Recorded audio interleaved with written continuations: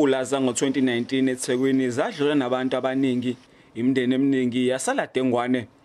Labo abasala bengenamakhaya bakhelwa izindlu zesikhashana.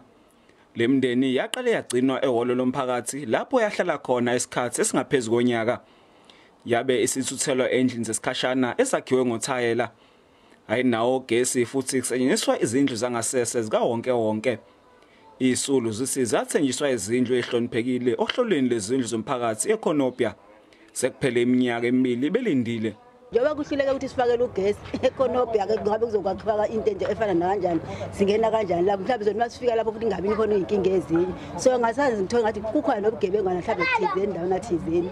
Lezi ndlu zesikhashana zakhiwe phakathi kwemikhukhu nayo esegcwele ngokweqile ngabantu abangaphezulu kwa-2000.